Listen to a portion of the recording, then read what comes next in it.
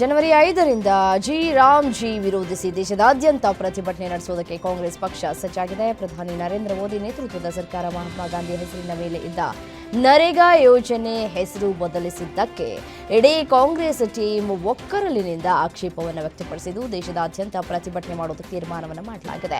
CWC ಸಭೆಯಲ್ಲಿ ಕೇಂದ್ರ ಸರ್ಕಾರದ ವಿರುದ್ಧ ಕೈ ನಾಯಕರು ಗುಡುಗಿದ್ದು 2029ಕ್ಕೆ ಎನ್ಡಿಎ ಸರ್ಕಾರಕ್ಕೆ ಗೇಟ್ ಪಾಸ್ ನೀಡುವುದಕ್ಕೆ ಎಂದಿನಿಂದಲೇ ಹೋರಾಟಗಳನ್ನು ರೂಪಿಸುವುದಕ್ಕೆ ತೀರ್ಮಾನವನ್ನು ತೆಗೆದುಕೊಂಡಿದೆ. ದೆಹಲಿಯಲ್ಲಿ ನಡೆದ ಕಾಂಗ್ರೆಸ್ ಕಾರ್ಯಕಾರಿಣಿ ಸಭೆಯಲ್ಲಿ ಸಿಎಂ ಸಿದ್ದರಾಮಯ್ಯ ಹಾಗೂ ಎಐಸಿಸಿ ಪ್ರಧಾನ ಕಾರ್ಯದರ್ಶಿ ಕೆಸಿ ವೇಣುಗೋಪಾಲ್ ಮಾತುಕತೆ ಬಹಳ ಕುತೂಹಲವನ್ನು ಮೂಡಿಸ್ತಾ ಇದೆ. ವಿದೇಶ ಪ್ರವಾಸದಿಂದ ವಾಪಸ್ ಬಂದ ಬಳಿಕ ರಾಜ್ಯ ಕಾಂಗ್ರೆಸ್ ವಿಚಾರ ಚರ್ಚೆ ಮಾಡುವ ಬಗ್ಗೆ ಮಾತುಕತೆ ನಡೆದಿದ್ದು ಸಂಪುಟ ಪುನರ್ರಚನೆಗೆ ಅವಕಾಶ ಕೊಡಿಸುವಂತೆ ಸಿದ್ದರಾಮಯ್ಯ ಕೇಳಿರುವ ಬಗ್ಗೆ ಮಾಹಿತಿ ಬಂದಿದೆ. ಜನವರಿ ಮೊದಲ ವಾರದ ಬಳಿಕ ರಾಹುಲ್ ಸಮ್ಮುಖದಲ್ಲಿ ಚರ್ಚೆ ಮತ್ತು ನಿರ್ಧಾರ ಅಂತ ವೇಣುಗೋಪಾಲ್ ಆಶ್ವಾಸನೆಯನ್ನು ಕೊಟ್ಟಿದ್ದಾರೆ. ಇನ್ನು ಕೆಸಿವಿ ಭರವಸೆ ಹಿನ್ನೆಲೆ ಜನವರಿ 2ನೇ ವಾರದಲ್ಲಿ ಸಿಎಂ ಮತ್ತೆ ದೆಹಲಿ ಪ್ರವಾಸ ಕೈಗೊಳ್ಳುವಂತಹ ಸಾಧ್ಯತೆಗಳಿವೆ. ರಾಜ್ಯದಲ್ಲಿ ನಾಯಕತ್ವ ಬದಲಾವಣೆ ಹಾಗೂ ಸಿಎಂ ಕುರ್ಚಿ ಕಾದಾಟದ ವಿಚಾರವಾಗಿ ಕೋಡಿಮಠ ಸಂಸ್ಥಾನದ ಡಾಕ್ಟರ್ ಶಿವಾನಂದ ಶಿವಯೋಗಿ ರಾಜೇಂದ್ರ ಸ್ವಾಮೀಜಿ ಸ್ಫೋಟಕ ಭವಿಷ್ಯವೊಂದನ್ನು ನುಡಿದಿದ್ದಾರೆ. ಹಾಲು ಮತ ಸಮಾಜದವರಿಂದ ಅಧಿಕಾರ ಕಿತ್ತುಕೊಳ್ಳುವುದು ಅಷ್ಟು ಸುಲಭದ ಮಾತಲ್ಲ, ಅದು ತುಂಬಾ ಕಷ್ಟ. ಸ್ವತಃ ಸಿದ್ದರಾಮಯ್ಯ ಅವರೇ ಅಧಿಕಾರ ಬಿಟ್ಟುಕೊಟ್ರೆ ಮಾತ್ರ ಬೇರೆಯವರಿಗೆ ಅವಕಾಶ ಸಿಗಬಹುದು ಎಂದಿದ್ದಾರೆ. ಕಾಂಗ್ರೆಸ್ ಹಿರಿಯ ನಾಯಕ ದಿಗ್ವಿಜಯ್ ಸಿಂಗ್ ಮಾಡಿರೋ ಮೋದಿ ಹಳೆಯ ಫೋಟೋ ಪೋಸ್ಟ್ ಗಾಂಧಿ ಕುಟುಂಬಕ್ಕೆ ಮುಜುಗರವನ್ನ ತಂದಿದೆ. ಬಿಜೆಪಿ ಆರ್ಎಸ್ಎಸ್ನಲ್ಲಿ ಸಾಮಾನ್ಯರಿಗೂ ಪ್ರಧಾನಮಂತ್ರಿ ಪಟ್ಟ ಸಿಗುತ್ತದೆ ಎಂಬ ಬರಹದ ಮೂಲಕ 1990ರಲ್ಲಿ ಅಡ್ವಾಣಿ ಎದುರು ನರೇಂದ್ರ ಮೋದಿ ನೆಲದ ಮೇಲೆ ಕೂತಿರೋ ಫೋಟೋವನ್ನು ಪೋಸ್ಟ್ ಮಾಡಿದ್ದಾರೆ. ಬೆಂಗಳೂರಿನ ಕೋಗಿಲು ಬಳಿ ಸರ್ಕಾರಿ ಜಮೀನು ಒತ್ತುವರಿ ತೆರವು ವಿಚಾರಕ್ಕೆ ಕೇರಳ ಸಿಎಂ ಪಿಣರಾಯಿ ವಿಜಯನ್ ಕಿಡಿಕಾರಿದ್ದಾರೆ. ಯಲಹಂಕದ ಕೋಗಿಲು ಲೇಔಟ್ ಬಳಿ 800 ಮನೆಗಳ ತೆರವಿಗೆ ಕರ್ನಾಟಕ ಸರ್ಕಾರ ಬುಲ್ಡೋಸರ್ ನ್ಯಾಯ ಅನುಸರಿಸ್ತಾ ಇದೆ ಅಂತ ತಮ್ಮ ಅಧಿಕೃತ ಎಕ್ಸ್ ಖಾತೆಯಲ್ಲಿ ಪೋಸ್ಟ್ ಮಾಡಿದ್ರು. ಉತ್ತರ ಭಾರತದಲ್ಲಿ ಹಿಂದೆ ಅಲ್ಪಸಂಖ್ಯಾತರನ್ನ ಗುರಿಯಾಗಿಸಿಕೊಂಡು ನಡೀತಾ ಇದ್ದ ರಾಜಕೀಯ ದಾಳಿ ಈಗ ದಕ್ಷಿಣಕ್ಕೂ ಹರಡ್ತಾ ಇದೆ. ಉತ್ತರ ಪ್ರದೇಶ ರೀತಿ ಕರ್ನಾಟಕದಲ್ಲೂ ಬುಲ್ಡೋಸರ್ ನ್ಯಾಯ ಅಂತ ಪಿಣರಾಯಿ ಪೋಸ್ಟ್ ಅನ್ನು ಮಾಡಿದ್ದಾರೆ. ಕೇರಳ ಸಿಎಂ ಪೋಸ್ಟ್ಗೆ ರಾಜ್ಯ ನಾಯಕರು ಕೆಂಡ ಕಾರಿದ್ದಾರೆ.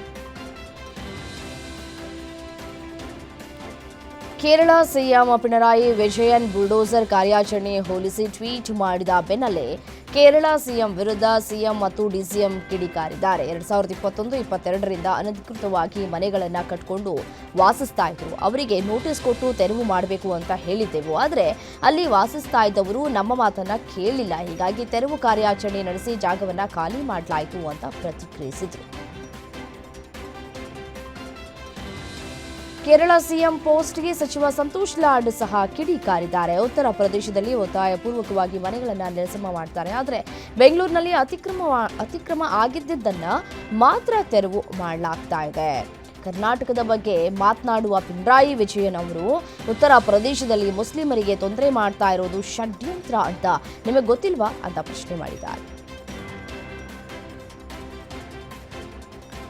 ರಾಜ್ಯದಲ್ಲಿ ಬಿಜೆಪಿ ಮತ್ತು ಜೆಡಿಎಸ್ ನಡುವಿನ ಮೈತ್ರಿ ವಿಚಾರವಾಗಿ ಇದೀಗ ಸಾಕಷ್ಟು ಚರ್ಚೆಯಾಗ್ತಾ ಇದೆ. ಜೆಡಿಎಸ್ ವರಿಷ್ಠ ದೇವೇಗೌಡರು ಹಾಗೂ ಬಿಜೆಪಿ ರಾಜ್ಯಾಧ್ಯಕ್ಷ ವಿಜಯೇಂದ್ರ ಕೊಟ್ಟಂತಹ ಹೇಳಿಕೆ ಎರಡೂ ಪಕ್ಷದ ಮೈತ್ರಿ ಬಗ್ಗೆ ಸಾಕಷ್ಟು ಚರ್ಚೆಗೆ ಕಾರಣವಾಗಿದೆ. ಹೀಗಾಗಿ ಈ ವಿಚಾರಕ್ಕೆ ಸಂಬಂಧಪಟ್ಟಂತೆ ಬಿಜೆಪಿ ರಾಜ್ಯಾಧ್ಯಕ್ಷ ಬಿವೈ ವಿಜಯೇಂದ್ರ ಸ್ಪಷ್ಟನೆ ನೀಡಿದ್ದಾರೆ. ರಾಜ್ಯದಲ್ಲಿ ಬಿಜೆಪಿ ಅಧಿಕಾರಕ್ಕೆ ಬರಬೇಕು ಅನ್ನೋದು ಕಾರ್ಯಕರ್ತರ ಅಪೇಕ್ಷೆ ಅಂದರು.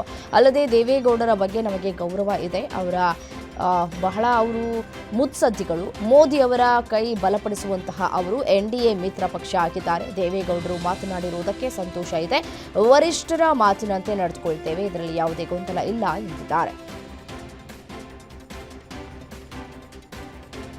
ಕೇಂದ್ರ ಸರ್ಕಾರದ ವಿರುದ್ಧ ಸಚಿವ ಪ್ರಿಯಾಂಕ್ ಖರ್ಗೆ ವಾಗ್ದಾಳಿಯನ್ನು ನಡೆಸಿದ್ದಾರೆ. ಮೇಕ್ ಇನ್ ಇಂಡಿಯಾ ಯಾಕೆ ಫೇಲ್ ಆಗಿದೆ, ಆಪಲ್ ದೇಶಕ್ಕೆ ಬಂದಿದ್ದು ಹೇಗೆ ಎಂಬ ಬಗ್ಗೆ ಕೇಂದ್ರ ಮೊದಲು ಉತ್ತರವನ್ನು ಕೊಡಬೇಕಲ್ವಾ. ನೆರೆ ರಾಜ್ಯದವರೆಲ್ಲ ಆಯಾಯ ರಾಜ್ಯಕ್ಕೆ ವೆಸ್ಟರಾನ್ ಬರುತ್ತದೆ ಅಂತ ಭಾವಿಸಿದ್ರು.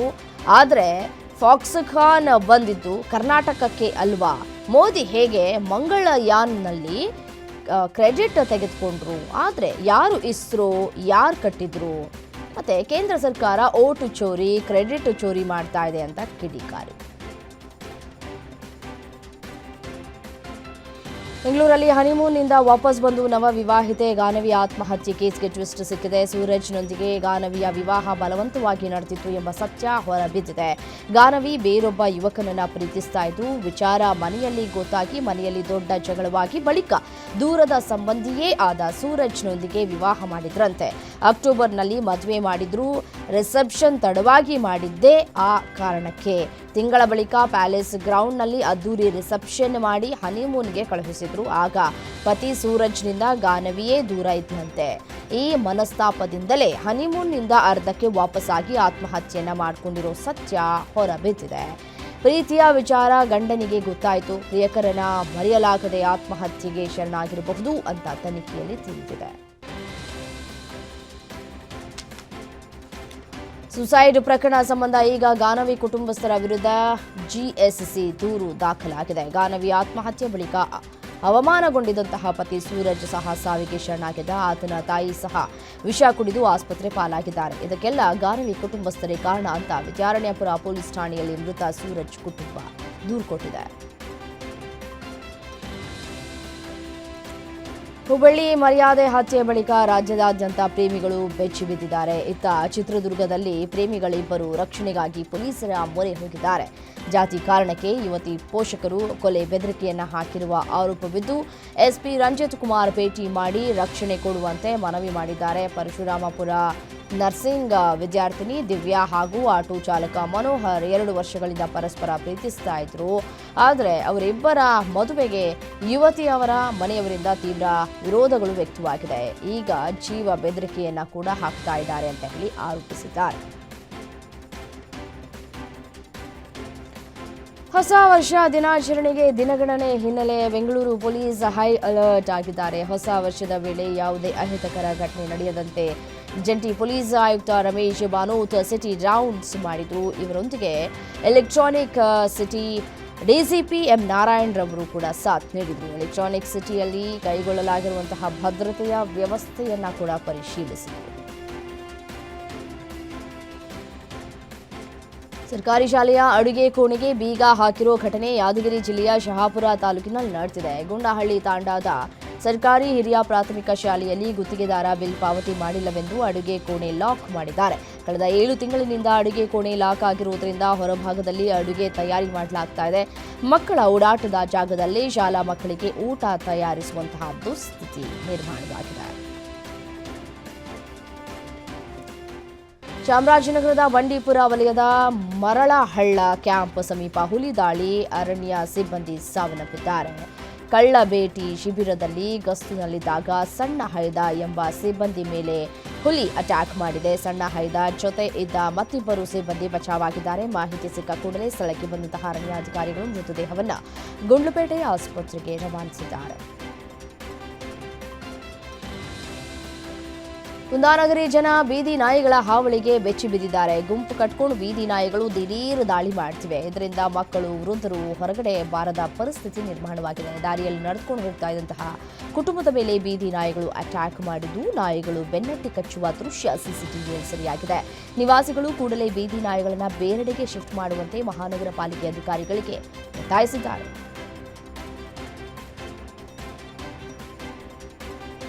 ರಾಯಚೂರಿನ ಅರಕೇರ ತಾಲೂಕಿನ ಹೆಗ್ಗಡದಿನ್ನಿ ಗ್ರಾಮದ ಬಳಿ ವಿಷಪೂರಿತ ನೀರು ಸೇವಿಸಿ 60ಕ್ಕೂ ಹೆಚ್ಚು ಕುರಿಗಳು ಸಾವನ್ನಪ್ಪಿವೆ. ಸಂಚಾರಿ ಕುರಿಗಾಯಿ ಭೀಮಪ್ಪ ಮಲ್ಲಿನಾಯಕನ ದೊಡ್ಡಿ ಎಂಬುವವರಿಗೆ ಸೇರಿದ ಕುರಿಗಳು ಕೃಷಿ ಹೊಂಡವೊಂದರಲ್ಲಿ ನೀರನ್ನು ಕುಡಿದು ಅಸ್ವಸ್ಥವಾಗಿದ್ದವು. ಹೊಂಡದ ನೀರೇ ಕುರಿಗಳ ಸಾವಿಗೆ ಕಾರಣ ಅಂತ ಶಂಕಿಸಲಾಗಿದೆ. ಸುಮಾರು 100 ಕುರಿಗಳ ಪೈಕಿ 60 ಕುರಿಗಳು ಸಾವನ್ನಪ್ಪಿದ್ದು, ಇನ್ನೂ ಹಲವು ಕುರಿಗಳು ಅಸ್ವಸ್ಥವಾಗಿವೆ. ಸ್ಥಳಕ್ಕೆ ಗಬ್ಬೂರು ಠಾಣೆ ಪೊಲೀಸರು ಭೇಟಿ ಕೊಟ್ಟು ಪರಿಶೀಲನೆ ಮಾಡಿದ್ದಾರೆ. ನೆಲಮಂಗಲದಲ್ಲಿ ಭೀಕರ ಅಪಘಾತಕ್ಕೆ ತಂದೆ ಮಗ ಸಾವನ್ನಪ್ಪಿದ್ದಾರೆ. ಹೆಸರುಘಟ್ಟ ರಾಜನಕುಂಟೆ ರಸ್ತೆಯ ತೋಟಗೆರೆ ಬಳಿ ಚಾಲಕನ ನಿಯಂತ್ರಣ ತಪ್ಪಿದ ಕಾರು ರಸ್ತೆ ಬದಿಯ ಮರಕ್ಕೆ ಡಿಕ್ಕಿ ಹೊಡೆದ ಪರಿಣಾಮ ತಂದೆ ಮಗ ಸ್ಥಳದಲ್ಲೇ ಸಾವನ್ನಪ್ಪಿದ್ದಾರೆ. 39 ವರ್ಷದ ಹರೀಶ್ ಹಾಗೂ ವರ್ಷದ ತಂದೆ ವೀರಭದ್ರ ಮೃತರು. ಅಪಘಾತದಲ್ಲಿ ಹರೀಶ್ ತಾಯಿ ಗೌರಮ್ಮ, ಪತ್ನಿ ಮೈತ್ರಿ, ಮಗಳು ಸಿರಿ ಹಾಗೂ ಚಿಕ್ಕಮ್ಮನ ಮಗಳು ವಂದನಾ ಗಂಭೀರವಾಗಿ ಗಾಯಗೊಂಡಿದ್ದು ಅವರನ್ನು ನೆಲಮಂಗಲ ಸಾರ್ವಜನಿಕ ಆಸ್ಪತ್ರೆಗೆ ದಾಖಲಿಸಲಾಗಿದೆ. ಟಿಪ್ಪರ್ ಲಾರಿ ಮತ್ತು ಬೈಕ್ ನಡುವೆ ಭೀಕರ ಅಪಘಾತ ಸಂಭವಿಸಿದ್ದು, ಅಪಘಾತದಲ್ಲಿ ಬೈಕ್ ಸವಾರ ಸ್ಥಳದಲ್ಲೇ ಸಾವನ್ನಪ್ಪಿದ್ದಾನೆ. ಹಾವೇರಿಯ ಅಕ್ಕಿ ಆಲೂರಿನ ಗ್ರಾಮದಲ್ಲಿ ಘಟನೆ ನಡೆದಿದೆ. 25 ವರ್ಷದ ಹನುಮಂತ ಬಿದರಕೊಪ್ಪ ಮೃತ ದುರ್ದೈವಿ. ಬೈಕ್ ಸವಾರ ಮನೆಗೆ ವಾಪಸ್ ಆಗ್ತಾ ಇದ್ದ ವೇಳೆ ದುರ್ಘಟನೆ ಸಂಭವಿಸಿದೆ. ಈ ಸಂಬಂಧ ಹಾನಗಲ್ ಪೊಲೀಸ್ ಠಾಣೆಯಲ್ಲಿ ಪ್ರಕರಣ ದಾಖಲಾಗಿದೆ. ವಿದ್ಯುತ್ ಲೈನ್ ತಗುಲಿ ಪೇಂಟರ್ ಸಾವನ್ನಪ್ಪಿರುವಂತಹ ಘಟನೆ ನೆಲಮಂಗಲ ಟೌನ್ ಜಕ್ಕಸಂದ್ರದಲ್ಲಿ ನಡೆದಿದೆ. ದೇವಾಲಯದ ಕಟ್ಟಡಕ್ಕೆ ಬಣ್ಣ ಹೊಡೆಯುವಾಗ ಅವಘಡ ಸಂಭವಿಸಿದ್ದು, ಮಂಡ್ಯ ಜಿಲ್ಲೆಯ ಚಾಪುರ ದೊಡ್ಡಿ ಗ್ರಾಮದ ಕೆಂಪರಾಜು ಸಾವನ್ನಪ್ಪಿದ್ದಾರೆ. ಸ್ಥಳಕ್ಕೆ ಸೀನ್ ಆಫ್ ಕ್ರೈಂ ತಂಡ ಭೇಟಿಯನ್ನು ನೀಡಿ ಪರಿಶೀಲನೆ ನಡೆಸಿದ್ದಾರೆ. ಘಟನೆಗೆ ಸಂಬಂಧಪಟ್ಟಂತೆ ನೆಲಮಂಗಲ ಟೌನ್ ಠಾಣೆಯಲ್ಲಿ ಪ್ರಕರಣ ದಾಖಲಾಗಿದೆ. ದೆವ್ವ ಹಿಡಿದಿದೆ ಅಂತ ಬೇವಿನ ಕಟ್ಟಿಗೆಯಿಂದ ಹೊಡೆದು ಮಹಿಳೆಯ ಕೊಲೆ ಮಾಡಿರುವಂತಹ ಘಟನೆ ಕಲಬುರಗಿ ಜಿಲ್ಲೆಯ ಆಳಂದ ಪಟ್ಟಣದಲ್ಲಿ ನಡೆದಿದೆ. 38 ವರ್ಷದ ಮುಕ್ತಬಾಯಿ ಕೊಲೆಯಾದ ಮಹಿಳೆ ಮಹಾರಾಷ್ಟ್ರದ ಮುರುಮ್ ಗ್ರಾಮದ ಗಿಡ್ಡೆ ತೆಪ್ಪನ ಜೊತೆ ಮದುವೆ ಕೂಡ ಆಗಿತ್ತು. ಅವರಿಗೆ ಮುಕ್ತಬಾಯಿಗೆ ದೆವ್ವ ಇದೆ ಅಂತ ಬಾಮೈದ ಬೇವಿನ ಕಟ್ಟಿಗೆಯಿಂದ ರಾತ್ರಿಯಿಡೀ ನಿರಂತರವಾಗಿ ಹೊಡೆದಿದ್ದಾರೆ. ನಂತರ ಗಾಣಗಾಪುರದ ದತ್ತನ ಸನ್ನಿಧಿಗೆ ಕರೆತಂದು ಮತ್ತೆ ಹಲ್ಲೆಯನ್ನ ಮಾಡಿದ್ದಾರೆ. ಆಕೆ ಸುಸ್ತಾಗಿ ಬಿದ್ದಿದ್ದು ಆಸ್ಪತ್ರೆಗೆ ದಾಖಲಿಸಿದಾಗ ಚಿಕಿತ್ಸೆ ಫಲಿಸದೆ ಮೃತಪಟ್ಟಿದ್ದಾರೆ. ಧಾರವಾಡ ನಗರದ ಎಲ್ಐಸಿ ಬಳಿ ನಡು ರಸ್ತೆಯಲ್ಲಿ ಕಾರು ಬೆಂಕಿಯಿಂದ ಭಸ್ಮವಾಗಿದೆ. ನಗರದ ಕೋರ್ಟ್ ವೃತ್ತದಿಂದ ಕೆಸಿಡಿ ಕಡೆಗೆ ಹೊರಟಿದ್ದಂತಹ ಕಾರಿನಲ್ಲಿ ಏಕಾಏಕಿ ಬೆಂಕಿ ಕಾಣಿಸಿಕೊಂಡಿದೆ. ಅಳ್ನಾವರ ತಾಲೂಕಿನ ನಿಜಾಮುದ್ದೀನ ಎನ್ನುವವರಿಗೆ ಸೇರಿದ ಕಾರಿನ ಇಂಜಿನ್ನಲ್ಲಿ ಬೆಂಕಿಯಿಂದಾಗಿ ಹೊತ್ತಿ ಉರಿದಿದೆ. ಅದೃಷ್ಟವಶಾತ್ ಯಾವುದೇ ಪ್ರಾಣಹಾನಿ ಸಂಭವಿಸಿಲ್ಲ. ಬೆಂಕಿ ಕಾಣಿಸಿದ ಕೂಡಲೇ ನಿಜಾಮುದ್ದೀನ ಕಾರಿನಿಂದ ಹೊರಬಂದು ತಮ್ಮ ಪ್ರಾಣವನ್ನ ಉಳಿಸಿಕೊಂಡಿದ್ದಾರೆ. ಬೀದರ್ ಜಿಲ್ಲೆ ಹುಲಸೂರ ಪಟ್ಟಣದಲ್ಲಿ ಸಾರ್ವಜನಿಕ ಗ್ರಂಥಾಲಯದ ಕಟ್ಟಡ ಪೂರ್ಣಗೊಂಡು 1.5 ವರ್ಷವಾದರೂ ಉದ್ಘಾಟನೆಯ ಭಾಗ್ಯ ಕೂಡಿ ಬಂದಿಲ್ಲ. ಕೆಕೆಆರ್ಬಿ ಅಡಿ 2023-24ನೇ ಸಾಲಿನ ಅನುದಾನದಲ್ಲಿ 35 ಲಕ್ಷ ರೂಪಾಯಿ ವೆಚ್ಚ ಮಾಡಿ ಸುಸಜ್ಜಿತ ಗ್ರಂಥಾಲಯ ನಿರ್ಮಾಣ ಮಾಡಲಾಗಿದೆ. ನೂತನ ಕಟ್ಟಡ ಉದ್ಘಾಟನೆಯಾದ ಕಾರಣ ಬಾಡಿಗೆ ಕಟ್ಟಡದಲ್ಲೇ ಗ್ರಂಥಾಲಯ ಕಾರ್ಯ ನಿರ್ವಹಣೆ ಮಾಡಲಾಗಿದೆ. ಆದರೆ ಗ್ರಂಥಾಲಯ ಉದ್ಘಾಟನೆಗೆ ಮುಹೂರ್ತ ನಿಗದಿ ಮಾಡದ ಅಧಿಕಾರಿಗಳ ವಿರುದ್ಧ ಪುಸ್ತಕ ಪ್ರೇಮಿಗಳಲ್ಲಿ ಬೇಸರ ವ್ಯಕ್ತವಾಗ್ತಾ ಇದೆ. ಕೂಡಲೇ ಗ್ರಂಥಾಲಯ ಉದ್ಘಾಟನೆ ಮಾಡಿ ಅಂತ ಜನಪ್ರತಿನಿಧಿಗಳ ವಿರುದ್ಧ ಸಾರ್ವಜನಿಕರು ಆಕ್ರೋಶವನ್ನು ವ್ಯಕ್ತಪಡಿಸಿದ್ದಾರೆ. ಜಟಗಾ ಗ್ರಾಮದ ಅಕ್ರಮ ಕಲ್ಲು ಕ್ವಾರಿಯಲ್ಲಿ ಲಾರಿ ಚಾಲಕ ಸಾವನ್ನಪ್ಪಿದಂತಹ ಪ್ರಕರಣಕ್ಕೆ ಸಂಬಂಧಪಟ್ಟಂತೆ ಘಟನಾ ಸ್ಥಳಕ್ಕೆ ಜೆಡಿಎಸ್ ಮಾಜಿ ಶಾಸಕ ಸುರೇಶ್ ಗೌಡ ಭೇಟಿಯನ್ನ ನೀಡಿ ಪರಿಶೀಲನೆಯನ್ನು ನಡೆಸಿದ್ದಾರೆ. ಅಕ್ರಮ ಕಲ್ಲು ಕ್ವಾರೆಗಳ ಜೊತೆ ಶಾಮೀಲಾಗಿರುವಂತಹ ಅಧಿಕಾರಿಗಳನ್ನು ತರಾಟೆಗೆ ತೆಗೆದುಕೊಂಡರು. ಗಣಿ ಇಲಾಖೆ ಅಧಿಕಾರಿ ಪುಷ್ಪಾಗೆ ಫೋನ್ ಮಾಡಿ ಈ ಕೂಡಲೇ ಅಕ್ರಮ ಕಲ್ಲು ಗಣಿಗಾರಿಕೆಗಳಿಗೆ ಕಡಿವಾಣ ಹಾಕದಿದ್ರೆ ಪ್ರತಿಭಟನೆಯನ್ನ ಮಾಡಲಾಗತ್ತೆ ಅಂತ ಹೇಳಿ ಎಚ್ಚರಿಕೆಯನ್ನು ಕೊಡಲಾಗಿದೆ. ಯಾದಗಿರಿಯಲ್ಲಿ ಮೊಟ್ಟಮೊದಲ ಬಾರಿಗೆ ರಾಜ್ಯ ಮಟ್ಟದ 5ನೇ ವೈಜ್ಞಾನಿಕ ಸಮ್ಮೇಳನ ಹಮ್ಮಿಕೊಳ್ಳಲಾಗಿದೆ. ಕರ್ನಾಟಕ ರಾಜ್ಯ ವೈಜ್ಞಾನಿಕ ಸಂಶೋಧನಾ ಪರಿಷತ್ತು ಹಾಗೂ ವಿಜ್ಞಾನ ಮತ್ತು ತಂತ್ರಜ್ಞಾನ ಇಲಾಖೆ ಹಾಗೂ ವಿವಿಧ ಸಂಘ ಸಂಸ್ಥೆಯೊಂದಿಗೆ ವೈಜ್ಞಾನಿಕ ಸಮ್ಮೇಳನ ಆಯೋಜಿಸಲಾಗಿದೆ. ಯಾದಗಿರಿ ಜಿಲ್ಲಾ ಕ್ರೀಡಾಂಗಣದಲ್ಲಿ ಕಾರ್ಯಕ್ರಮ ಹಮ್ಮಿಕೊಳ್ಳಲಾಗಿದ್ದು 3 ದಿನಗಳ ಕಾಲ ಸಮ್ಮೇಳನ ನಡೆಯಲಿದೆ. ಕಾರ್ಯಕ್ರಮದಲ್ಲಿ ಸಚಿವರಾದ ಇಂದು ಕಾರವಾರ ನೌಕಾನೆಲೆಗೆ ರಾಷ್ಟ್ರಪತಿ ದ್ರೌಪದಿ ಮುರ್ಮು ಭೇಟಿಯನ್ನ ಮಾಡಲಿದ್ದಾರೆ. ಈ ವೇಳೆ ಜಲಾಂತರ್ಗಾಮಿ ನೌಕೆಯಲ್ಲಿ ಸಮುದ್ರಯಾನ ಮಾಡಲಿದ್ದಾರೆ. ಈ ಬಗ್ಗೆ ರಾಷ್ಟ್ರಪತಿ ಭವನ ಮಾಹಿತಿಯನ್ನು ನೀಡಿದೆ. ಜಲಾಂತರ್ಗಾಮಿಯಲ್ಲಿ ಸಂಚರಿಸುವ 2ನೇ ರಾಷ್ಟ್ರಪತಿ ಹಾಗೂ ಮೊದಲ ಮಹಿಳಾ ಪ್ರೆಸಿಡೆಂಟ್ ಎಂಬ ಹೆಗ್ಗಳಿಕೆಗೆ ಪಾತ್ರರಾಗಲಿದ್ದಾರೆ. ಸಾಲು ಸಾಲು ರಜೆ ಹಿನ್ನೆಲೆ ಪ್ರವಾಸಿ ತಾಣಗಳು ಹಾಗೂ ದೇವಾಲಯಗಳು ಜನರಿಂದ ತುಂಬಿ ತುಳುತ್ತಾ ಇದೆ. ಕ್ರಿಸ್ಮಸ್ ಹಾಗೂ ಹೊಸ ವರ್ಷ ಹಿನ್ನೆಲೆ ಶಾಲಾ, ಕಾಲೇಜು ಹಾಗೂ ಕಂಪನಿಗಳಲ್ಲಿ ರಜೆ ಇರುವುದರಿಂದ ಜನ ಪ್ರವಾಸದತ್ತ ಮುಖ ಮಾಡಿದ್ದಾರೆ. ವೀಕೆಂಡ್ ಹಿನ್ನೆಲೆ ಚಿಕ್ಕಮಗಳೂರು, ಶಿವಮೊಗ್ಗ, ಕೊಡಗು ಸೇರಿದಂತೆ ಹಲವು ಪ್ರವಾಸಿ ತಾಣಗಳಲ್ಲಿ ಜನ ಸೇರಿದ್ದಾರೆ. ವಿಶ್ವವಿಖ್ಯಾತ ಹಂಪಿಗೆ ನಿನ್ನೆ ಒಂದೇ ದಿನ 1 ಲಕ್ಷಕ್ಕೂ ಹೆಚ್ಚು ಮಂದಿ ಭೇಟಿ ನೀಡಿದ್ದಾರೆ. ಪುಣ್ಯಕ್ಷೇತ್ರಗಳಲ್ಲೂ ಭಕ್ತರ ದಂಡು ಹರಿದು ಬರ್ತಾ ಇದೆ. ಚಳಿ ಹೆಚ್ಚಾದಂತೆ ವಿಜಯಪುರದಲ್ಲಿ ಕಳ್ಳರ ಹಾವಳಿಯೂ ಹೆಚ್ಚಾಗಿದೆ. ಕಳ್ಳರ ಹಾವಳಿಗೆ ಬ್ರೇಕ್ ಹಾಕುವುದಕ್ಕೆ ಪೊಲೀಸ್ ಇಲಾಖೆ ಗ್ರಾಮೀಣ ಪ್ರದೇಶಗಳಲ್ಲಿ ಅನೌನ್ಸ್ಮೆಂಟ್ ಮಾಡುವ ಮೂಲಕ ಜನರಲ್ಲಿ ಜಾಗೃತಿಯನ್ನು ಮೂಡಿಸ್ತಾ ಇದೆ. ಮೈಕ್ ಮೂಲಕ ಜನರು ಎಚ್ಚರಿಕೆಯಿಂದ ಇರುವಂತೆಯೂ ಮನೆಯಲ್ಲಿ ಚಿನ್ನಾಭರಣ, ನಗದು ಇಡದೆ ಬ್ಯಾಂಕ್ಗಳಲ್ಲಿ ಇಡುವಂತೆ ಮನವಿಯನ್ನ ಮಾಡಿದ್ದಾರೆ. ಗ್ರಾಮಗಳಲ್ಲಿ ಬಡಾವಣೆ ಮತ್ತೆ ಓಣಿಗಳಲ್ಲಿ ಅನುಮಾನಾಸ್ಪದ ವ್ಯಕ್ತಿಗಳ ಓಡಾಟ ಕಂಡು ಬಂದಲ್ಲಿ 112 ಅಥವಾ ಹತ್ತಿರ ಠಾಣೆಯ ಪೊಲೀಸರ ಗಮನಕ್ಕೆ ತರುವಂತೆ ಪೊಲೀಸರು ಮನವಿಯನ್ನ ಮಾಡಿದ್ದಾರೆ. ಕೆಂಪುಕೋಟೆ ಬಳಿ ಕಾರು ಬಾಂಬ್ ಸ್ಫೋಟ ಸಂಭವಿಸಿದಂತಹ ಹಿನ್ನೆಲೆ ಈ ಬಾರಿ ಹೊಸ ವರ್ಷಾಚರಣೆಗೆ ಕಟ್ಟೆಚ್ಚರ ವಹಿಸಲಾಗಿದೆ. ಫುಲ್ ಅಲರ್ಟ್ ಆಗಿರುವಂತಹ ದೆಹಲಿ ಪೊಲೀಸರು ಸುತ್ತಮುತ್ತಲಿನ ಎಲ್ಲಾ ಪ್ರದೇಶಗಳಲ್ಲಿ ವಿಶೇಷ ಕಾರ್ಯಾಚರಣೆ ಕೈಗೊಂಡಿದ್ದಾರೆ. ಅದರಂತೆ ದಕ್ಷಿಣ ಮತ್ತು ಆಗ್ನೇಯ ದೆಹಲಿ ಪೊಲೀಸರು ನಡೆಸಿದ ಆಪರೇಷನ್ ಆಘಾಟ್ 3.0 ವಿಶೇಷ ಕಾರ್ಯಾಚರಣೆಯಲ್ಲಿ 600ಕ್ಕೂ ಹೆಚ್ಚು ಮಂದಿಯನ್ನು ಬಂಧಿಸಿದ್ದಾರೆ. ಶಸ್ತ್ರಾಸ್ತ್ರ ಕಾಯ್ದೆ, ಜೂಜಾಟ ಕಾಯ್ದೆ ಸೇರಿದಂತೆ ಆಸ್ತಿ ವಿಚಾರಕ್ಕೆ ಗಲಾಟೆ ಮಾಡಿಕೊಂಡ 10 ಮಂದಿ ಹಾಗೂ 5 ಆಟೋ ಕಳ್ಳರನ್ನ ದೆಹಲಿ ಪೊಲೀಸರು ಬಂಧಿಸಿದ್ದಾರೆ. ರಸ್ತೆ ಬದಿಯಲ್ಲಿ ಕುಳಿತು ನಮಾಜ್ ಮಾಡ್ತಾ ಇದ್ದಂತಹ ಪ್ಯಾಲೆಸ್ತೀನ್ ವ್ಯಕ್ತಿಗೆ ಇಸ್ರೇಲಿ ಸೈನಿಕನೊಬ್ಬ ವಾಹನದಿಂದ ಡಿಕ್ಕಿ ಹೊಡೆಸಿರುವಂತಹ ಘಟನೆ ನಡೆದಿದೆ. ಇನ್ನು ಈ ದೃಶ್ಯ ಸೋಷಿಯಲ್ ಮೀಡಿಯಾದಲ್ಲಿ ಭಾರಿ ವೈರಲ್ ಆಗಿದೆ. ಆಕ್ರಮಿತ ಪಶ್ಚಿಮ ದಂಡೆಯಲ್ಲಿ ರಸ್ತೆಯ ಪಕ್ಕದಲ್ಲಿ ಪ್ರಾರ್ಥನೆ ಮಾಡ್ತಾ ಇದ್ದಂತಹ ಪ್ಯಾಲೆಸ್ತೀನಿಯನ್ ವ್ಯಕ್ತಿಗೆ ರೈಫಲ್ ಹಿಡಿದುಕೊಂಡು ಇಸ್ರೇಲಿ ಮೀಸಲು ಪಡೆಯ ಸೈನಿಕನೊಬ್ಬ ATV ವಾಹನವನ್ನ ಡಿಕ್ಕಿ ಹೊಡೆದಿದ್ದಾನೆ. ಈತ ಮೀಸಲು ಪಡೆಯ ಸಿಬ್ಬಂದಿಯಾಗಿದ್ದು ಮಿಲಿಟರಿ ಸೇವೆಯನ್ನ ಕೊನೆಗೊಳಿಸಲಾಗಿದೆ ಅಂತ ಸೇನೆ ತಿಳಿಸಿದೆ. ಬಾಂಗ್ಲಾದೇಶದಲ್ಲಿ ಜಿಹಾದಿಗಳು ಅಟ್ಟಹಾಸವನ್ನ ಮೆರಿತಾ ಇದ್ದು ಕಲಾವಿದರು, ಸಾಂಸ್ಕೃತಿಕ ಸಂಸ್ಥೆಗಳು ಹಾಗೂ ಪ್ರಗತಿಪರ ಚಿಂತಕರ ಮೇಲೆ ಸರಣಿ ದಾಳಿಗಳು ಮುಂದುವರೆದಿವೆ. ಫರೀದ್ಪುರದಲ್ಲಿ ನಡೆಯಬೇಕಾಗಿದ್ದಂತಹ ಜನಪ್ರಿಯ ಗಾಯಕ ಜೇಮ್ಸ್ ಅವರ ಸಂಗೀತ ಕಾರ್ಯಕ್ರಮದ ಮೇಲೆ ಗುಂಪೊಂದು ದಾಳಿ ನಡೆಸಿದೆ. ಫರೀದ್ಪುರ ಜಿಲ್ಲಾ ಶಾಲೆಯ 185ನೇ ವಾರ್ಷಿಕೋತ್ಸವದ ಅಂಗವಾಗಿ ಸಂಗೀತ ಕಚೇರಿ ವೇಳೆ ಗುಂಪೊಂದು ಸ್ಥಳಕ್ಕೆ ನುಗ್ಗಿ ಕಚೇರಿಯಲ್ಲಿ ಕಲ್ಲು ಮತ್ತು ಇಟ್ಟಿಗೆಗಳನ್ನು ಎಸೆದಿದ್ದು 25ಕ್ಕೂ ಹೆಚ್ಚು ಮಂದಿ ಗಾಯಗೊಂಡಿದ್ದಾರೆ.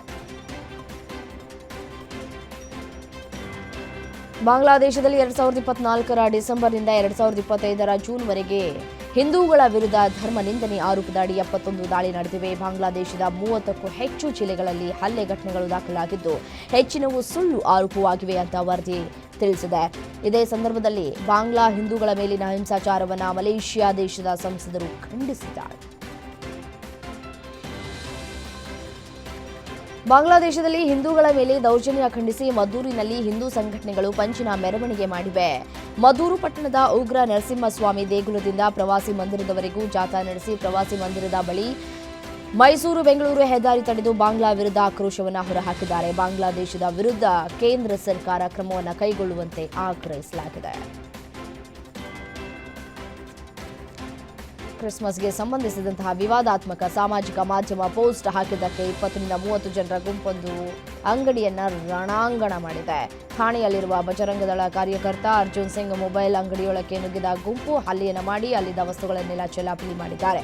ದಾಳಿ ವೇಳೆ ಚಪ್ಪಲಿ, ಬೂಟು ಮತ್ತು ವಸ್ತುಗಳನ್ನು ಬಳಸಿದ್ದು ದಾಳಿಯ ಸಂಪೂರ್ಣ ದೃಶ್ಯಗಳು ಸಿಸಿಟಿವಿಯಲ್ಲಿ ಸೆರೆಯಾಗಿದೆ. ದಾಳಿ ಸಂಬಂಧ FIR ದಾಖಲಾಗಿದ್ದು ತನಿಖೆ ಮುಂದುವರೆದಿದೆ. ಹಿಮಾಚಲ ಪ್ರದೇಶದಲ್ಲಿ ಸರ್ಕಾರಿ ಆಸ್ಪತ್ರೆಯಲ್ಲಿ ರೋಗಿ ಮೇಲೆ ಹಲ್ಲೆ ಮಾಡಿದ ವೈದ್ಯನನ್ನು ವಜಾ ಮಾಡಲಾಗಿದೆ. ಶಿಮ್ಲಾದ ಇಂದಿರಾ ಗಾಂಧಿ ವೈದ್ಯಕೀಯ ಕಾಲೇಜಿನ ವೈದ್ಯ ರಾಘವ್ ನರಲಾ ಆಸ್ಪತ್ರೆಗೆ ಚಿಕಿತ್ಸೆಗಾಗಿ ಬಂದಿದ್ದ ಅಜಯ್ ಸಿಂಗ್ ಎಂಬ ವ್ಯಕ್ತಿ ಮೇಲೆ ಮನಸೋ ಇಚ್ಛೆ ಥಳಿಸಿದ್ರು. ಈ ವಿಡಿಯೋ ಸಾಮಾಜಿಕ ಜಾಲತಾಣದಲ್ಲಿ ವೈರಲ್ ಆಗಿತ್ತು. ಹೀಗಾಗಿ ವೈದ್ಯನನ್ನು ವಜಾ ಮಾಡಲಾಗಿತ್ತು. ಇದನ್ನು ಖಂಡಿಸಿ ವೈದ್ಯಕೀಯ ಸಂಘಟನೆ ಮುಷ್ಕರ ಮಾಡ್ತಾ ಇದ್ದು ನಗರದಲ್ಲಿ ವೈದ್ಯಕೀಯ ಸೇವೆಯಲ್ಲಿ ವ್ಯತ್ಯಾಸ ಕಂಡುಬಂದಿದೆ. ಚಂದ್ರಾಯನಗುಟ್ಟ ಎಕ್ಸ್ ರಸ್ತೆಯ ಫಂಕ್ಷನ್ ಹಾಲ್ನಲ್ಲಿ ನಡೆದಂತಹ ಮದುವೆ ಸಮಾರಂಭಕ್ಕೆ ಖತರ್ನಾಕ್ ಮಹಿಳೆಯರು ಕೈಚಳಕವನ್ನು ತೋರಿಸಿದ್ದಾರೆ. ಬುರ್ಕಾ ಧರಿಸಿದ 2 ಮಹಿಳೆಯರು ಪ್ರವೇಶಿಸಿ ಹಲವಾರು ಮಹಿಳೆಯರ ಪರ್ಸ್ಗಳನ್ನು ಕದ್ದು ಸ್ಥಳದಿಂದ ಪರಾರಿಯಾಗಿದ್ದು ಘಟನೆಯ ದೃಶ್ಯ ಸಿಸಿಟಿವಿಯಲ್ಲಿ ಸೆರೆಯಾಗಿದೆ. ಪ್ರಧಾನಿ ಮೋದಿ ಅವರ ಪ್ರವಾಸದ ವೇಳೆ ನಡೆದ ಮುದ್ದಾದ ದೃಶ್ಯವೊಂದು ಎಲ್ಲರ ಗಮನವನ್ನು ಸೆಳೆತಾ ಇದೆ. ಪುಟ್ಟ ಬಾಲಕಿಯೊಬ್ಬಳು ಮೋದಿ ಮುಂದೆ ನಿಂತು ಬಹಳ ಆತ್ಮವಿಶ್ವಾಸದಿಂದ ಮಾತು ಜೈ ಸಲಾಂ ಅಂತ ಸೊಗಸಾಗಿ ಹಾಡಿದ್ದಾಳೆ. ಬಾಲಕಿಯನ್ನ ಕಂಡು ಮನಸೋತಂತಹ ಪ್ರಧಾನಿ ಮಂದಹಾಸದಿಂದ ಅವಳನ್ನ ಪ್ರೋತ್ಸಾಹಿಸಿದ್ರು. ಈ ಸುಂದರ ವಿಡಿಯೋ ಈಗ ಸೋಷಿಯಲ್ ಮೀಡಿಯಾದಲ್ಲಿ ವೈರಲ್ ಆಗ್ತಾ ಇದೆ.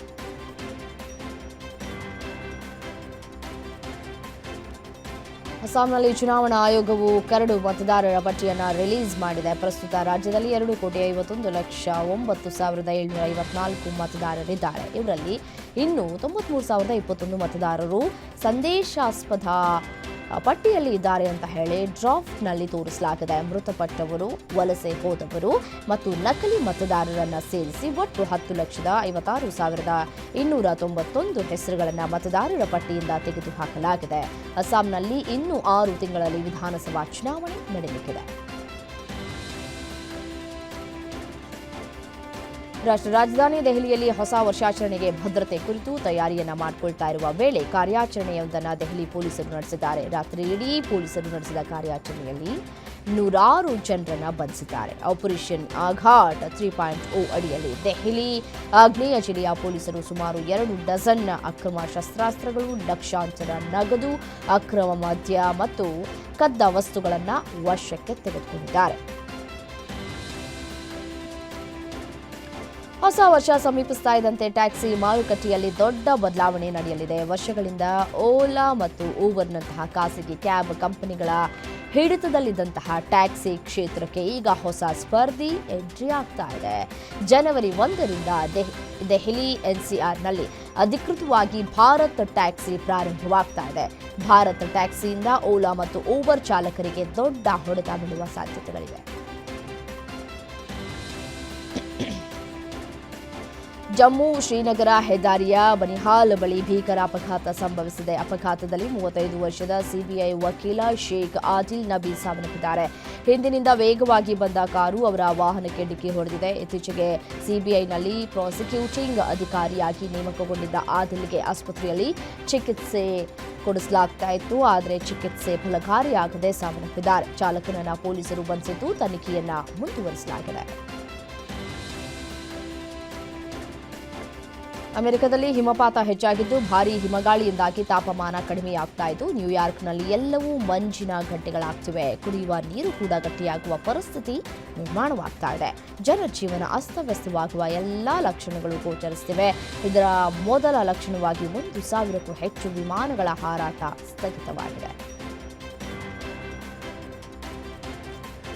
ಪಹಲ್ಗಾಮ್ ಭಯೋತ್ಪಾದಕ ದಾಳಿಯ ಯಶಸ್ವಿ ತನಿಖೆ ನಡೆಸುವ ಮೂಲಕ ಪಾಕಿಸ್ತಾನ ಭಯೋತ್ಪಾದಕ ಮಾಸ್ಟರ್ ಮೈಂಡ್ಗಳಿಗೆ ಬಲವಾದ ಮತ್ತು ಸೂಕ್ತವಾದ ಉತ್ತರವನ್ನು ನೀಡಲಾಗಿದೆ. ಪಹಲ್ಗಾಮ್ ತನಿಖೆಯು ಪಾಕಿಸ್ತಾನದ ಅಸಲಿ ಮುಖವನ್ನು ಜಗತ್ತಿನ ಎದುರು ಮತ್ತೊಮ್ಮೆ ಬಯಲು ಮಾಡಿದೆ ಅಂತ ಕೇಂದ್ರ ಗೃಹ ಸಚಿವ ಅಮಿತ್ ಶಾ ಹೇಳಿದ್ದಾರೆ.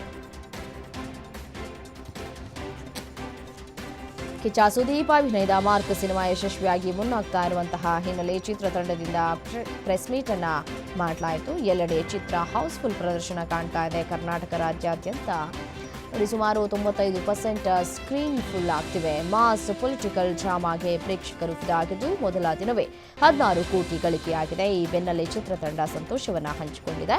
ಬಳಿಕ ಮಾತನಾಡಿದಂತಹ ಅವರು, ನನ್ನ ಸಿನಿಮಾಕ್ಕೆ ಯಾರಾದರೂ ತೊಂದರೆ ಕೊಟ್ಟರೆ ನಾನು ಸುಮ್ಮನೆ ಕೂರುವವನೇ ಅಲ್ಲ ಅಂತ ಪೈರಸಿಕೋರರಿಗೆ ವಾರ್ನಿಂಗ್ ಅನ್ನು ಕೊಟ್ಟಿದ್ದಾರೆ. 45 ಸಿನಿಮಾ ಬಗ್ಗೆ ನೆಗೆಟಿವ್ ಹಬ್ಬಿಸುವವರಂತಹ ವಿರುದ್ಧ ಕಠಿಣ ಕ್ರಮವನ್ನು ಕೈಗೊಳ್ಳಲಾಗುತ್ತದೆ ಅಂತ 45 ತಂಡ ಎಚ್ಚರಿಕೆಯನ್ನು ನೀಡಿದೆ. ಈ ಬಗ್ಗೆ ಚಿತ್ರತಂಡ ಸಾಮಾಜಿಕ ಜಾಲತಾಣದಲ್ಲಿ ಪೋಸ್ಟ್ ಮಾಡಿದೆ. ಈಗಾಗಲೇ 45 ಸಿನಿಮಾ ಭರ್ಜರಿಯಾಗಿ ರಿಲೀಸ್ ಆಗಿ ಮುನ್ನುಗ್ತಾ ಇದ್ದು ಉಪೇಂದ್ರ, ರಾಜ್ವಿ ಶೆಟ್ಟಿ, ಶಿವರಾಜ್ ಕುಮಾರ್ ನಟಿಸಿದ್ದಾರೆ. 45 ಸಿನಿಮಾ ಬಗ್ಗೆ ನೆಗೆಟಿವ್ ಹಬ್ಬಿಸುವವರ ವಿರುದ್ಧ ಕ್ರಮ ಕೈಗೊಳ್ಳಲಾಗುತ್ತೆ ಅಂತ ಎಚ್ಚರಿಕೆಯನ್ನು ನೀಡಲಾಗಿದೆ. Bollywood super star Salman Khan ತಮ್ಮ 60ನೇ ಹುಟ್ಟು ಹಬ್ಬವನ್ನು ಆಚರಿಸಿಕೊಂಡಿದ್ದಾರೆ. ಈ ಸಂದರ್ಭದಲ್ಲಿ ತಮ್ಮ ಅಭಿಮಾನಿಗಳಿಗೆ ಸ್ಪೆಷಲ್ ಉಡುಗೊರೆಯನ್ನು ನೀಡಿದ್ದಾರೆ. ಅದೇನಪ್ಪ ಅಂದರೆ ಬಹು ನಿರೀಕ್ಷಿತ ಚಿತ್ರ ಬ್ಯಾಟಲ್ ಆಫ್ ಗಾಲ್ವಾನ್ ಟೀಸರ್ ಬಿಡುಗಡೆಯಾಗಿತ್ತು. ಈ ಟೀಸರ್ನಲ್ಲಿ ಸಲ್ಮಾನ್ ಖಾನ್ ಸೇನಾ ಅಧಿಕಾರಿಯ ಪಾತ್ರದಲ್ಲಿ ತುಂಬಾ ಗಂಭೀರ ಮತ್ತು ಶಕ್ತಿಶಾಲಿಯಾಗಿ ಕಾಣ್ತಾ ಇದ್ದಾರೆ. ಜೊತೆಗೆ ಸಲ್ಮಾನ್ ಖಾನ್ ನೋಟ ಮತ್ತು ಅವರ ಕಣ್ಣುಗಳಲ್ಲಿನ ಶಾರ್ಪ್ನೆಸ್ ಕಂಡು ಪ್ರೇಕ್ಷಕರು ಫಿದಾ ಆಗಿದ್ದಾರೆ. ಪುಷ್ಪಾ 2 ಸಿನಿಮಾ ಪ್ರದರ್ಶನದ ವೇಳೆ ಥಿಯೇಟರ್ ಹೊರಗೆ ನಡೆದಂತಹ ಕಾಲ್ತುಳಿತ ಕೇಸಲ್ಲಿ ಪೊಲೀಸರು ಕೋರ್ಟ್ಗೆ ಚಾರ್ಜ್ ಶೀಟ್ ಸಲ್ಲಿಸಿದ್ದಾರೆ. ಪುಷ್ಪಾ 2 ಸಿನಿಮಾದ ನಟ ಅಲ್ಲು ಅರ್ಜುನ್ ಅವರನ್ನ ಕಾಲ್ತುಳಿತ ಕೇಸ್ನಲ್ಲಿ 11ನೇ ಆರೋಪಿಯನ್ನಾಗಿ ಮಾಡಿದ್ದಾರೆ. ಒಟ್ಟಾರೆ 23 ಮಂದಿ ವಿರುದ್ಧ ಪೊಲೀಸರು ಚಾರ್ಜ್ ಶೀಟ್ ಸಲ್ಲಿಸಿದ್ದಾರೆ. ನೋಡಿ, ನಟ ಅಲ್ಲು ಅರ್ಜುನ್ ಅವರ ಭದ್ರತಾ ತಂಡವು ಈ ಕೇಸಲ್ಲಿ ಆರೋಪಿಯಾಗಿದ್ದು ಥಿಯೇಟರ್ ಮ್ಯಾನೇಜ್ಮೆಂಟ್ ಪ್ರಕರಣದ ಪ್ರಮುಖ ಆರೋಪಿಯನ್ನಾಗಿ ಮಾಡಲಾಗಿದೆ. ತೈವಾನ್ನ ಈಶಾನ್ಯ ಕರಾವಳಿ ನಗರವಾದಂತಹ ಇಲಾನ್ನಲ್ಲಿ ಶುಕ್ರವಾರ 7.0 ತೀವ್ರತೆಯ ಪ್ರಬಲ ಭೂಕಂಪ ಸಂಭವಿಸಿದೆ. ಇನ್ನು ಭೂಮಿ ಕಂಪಿಸಿದ ಹಿನ್ನೆಲೆ ರಾಜಧಾನಿ ತೈಪೆಯಲ್ಲಿ ಬೃಹತ್ ಕಟ್ಟಡಗಳು ನೆಲಕ್ಕುರುಳಿದೆ. ಈಗಾಗಲೇ ಸ್ಥಳಕ್ಕೆ ರಕ್ಷಣಾ ತಂಡಗಳು ದೌಡಾಯಿಸಿದ್ದು ಕಟ್ಟಡ ಅವಶೇಷಗಳ ಅಡಿ ಸಿಲುಕಿರುವವರ ರಕ್ಷಣಾ ಕಾರ್ಯಾಚರಣೆಯನ್ನು ನಡೆಸಲಾಗ್ತಾ ಇದೆ. ಮಲೇಷ್ಯಾದಲ್ಲಿ ನಡೆದ ವಿಜಯ್ ಅಭಿನಯದ ಜನನಾಯಗನ್ ಚಿತ್ರದ ಆಡಿಯೋ ಲಾಂಚ್ ಕಾರ್ಯಕ್ರಮವು ದೇಶದ ದಾಖಲೆ ಪುಸ್ತಕಕ್ಕೆ ಸೇರ್ಪಡೆಯಾಗಿದೆ. ವೇದಿಕೆಯಲ್ಲಿ ವಿಜಯ್ಗೆ ಪ್ರಮಾಣ ಪತ್ರ ನೀಡಿದ ನಂತರ ಅಭಿಮಾನಿಗಳು ಖುಷಿ ವ್ಯಕ್ತಪಡಿಸಿದ್ದಾರೆ. ಈ ಚಿತ್ರದಲ್ಲಿ ವಿಜಯ್ ಜೊತೆಗೆ ಪೂಜಾ ಹೆಗ್ಡೆ, ಮಮಿತಾ ಬೈಜು, ಬಾಬಿ ಡಿಯೋಲ್ ಮತ್ತು ಇತರರು ನಟಿಸಿದ್ದಾರೆ. ಬಾಂಗ್ಲಾದೇಶ ಪ್ರೀಮಿಯರ್ ಲೀಗ್ನಲ್ಲಿ ವಿಷಾದನೀಯ ಘಟನೆಯೊಂದು ನಡೆದಿದೆ. ಇಂದು ರಾಜಶಾಹಿ ವಾರಿಯರ್ಸ್ ವಿರುದ್ಧದ ಪಂದ್ಯಕ್ಕೆ ಕೆಲವೇ ನಿಮಿಷಗಳ ಮೊದಲು ಢಾಕಾ ಕ್ಯಾಪಿಟಲ್ಸ್ ತಂಡದ ಸಹಾಯಕ ಕೋಚ್ ಮೆಹಬೂಬ್ ಅಲಿ ಜಾಕೀರ್ ಹೃದಯಾಘಾತದಿಂದ ನಿಧನರಾದರು. ಪಂದ್ಯ ನಡೆಯಬೇಕಿದ್ದಂತಹ ಸಿಲೆಟ್ ಸ್ಟೇಡಿಯಂನಲ್ಲಿ ಅವರು ದಿಢೀರನೆ ಕುಸಿದು ಬಿದ್ದರು. ತಕ್ಷಣ ಆಸ್ಪತ್ರೆಗೆ ದಾಖಲಿಸಿದ್ರೂ ಕೂಡ ಅವರು ಅದಾಗಲೇ ಮೃತಪಟ್ಟಿದ್ದಾರೆ ಅಂತ ಹೇಳಿ ವೈದ್ಯರು ತಿಳಿಸಿದ್ದಾರೆ.